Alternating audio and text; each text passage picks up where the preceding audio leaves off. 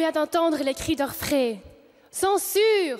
Censure! On veut bannir la liberté d'expression.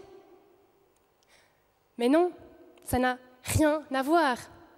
Légiférer n'est pas censurer. Interdire les informations fausses factuellement n'est pas interdire une opinion. On peut interdire d'appeler une carpe lapin sans pour autant interdire de promouvoir les carpes ou les lapins. Certaines fausses informations sont déjà interdites d'ailleurs. On ne peut pas nier les génocides, mener une campagne de diffamation, ni inciter à la haine.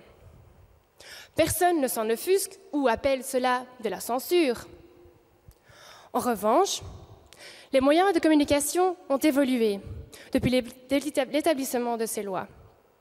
Les lois ne sont pas adaptées aux nouveaux problèmes des réseaux sociaux où l'information s'est accélérée et démocratisée.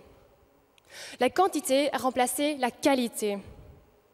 La source de l'information s'évapore dans les posts et les ripostes qui propagent l'information et la font progresser de ruisseaux en rivières et de rivières en fleuves incontrôlés.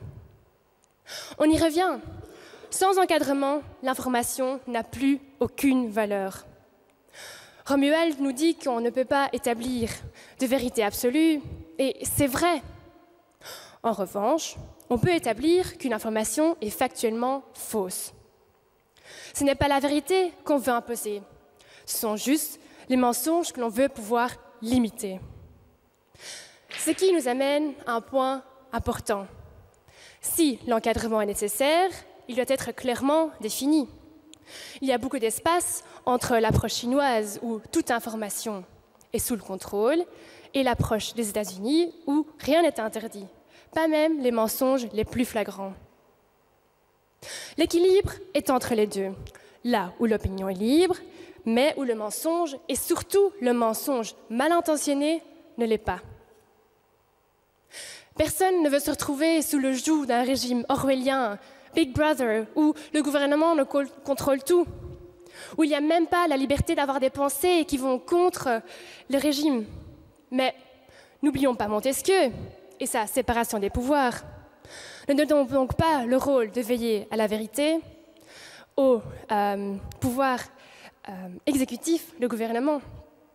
Romuald vous a bien démontré que le pouvoir exécutif pourrait être tenté de l'utiliser pour maintenir le pouvoir.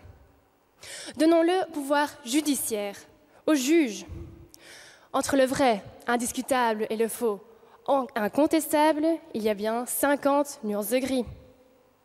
Laissons aux juges, et non aux politiques, le soin d'établir les frontières, et faisons confiance à notre État de droit, qui a le rôle premier d'empêcher que la loi du plus fort et la loi de la fake news soit toujours la meilleure.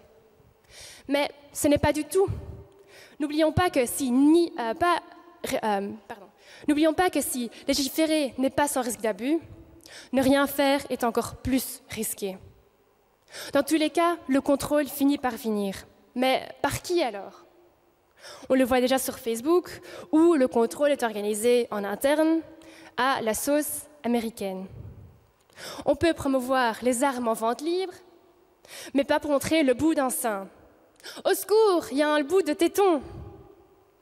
Ne pas donner le pouvoir d'interdire les fausses nouvelles aux juges ne revient pas à laisser faire, mais donne en revanche ce pouvoir à des tiers, des géants qui se fichent comme d'une guigne de nos intérêts. Préfère-t-on cela? Non. Ce pouvoir doit être pas être dans leurs mains, il doit être dans les nôtres, dans celle de notre État de droit. Concluons. La démocratie ne peut fonctionner sans ces 4 pouvoirs. L'exécutif, le judiciaire, et le législatif et les médias. Les médias et l'information qui permettent aux électeurs de voter en conscience de cause. Accepter de rencontrer les défis de l'information et de sa manipulation par les fake news, ce n'est pas seulement un détail insignifiant que l'on influence. C'est notre avenir, celui de notre démocratie et surtout, au final, de notre liberté.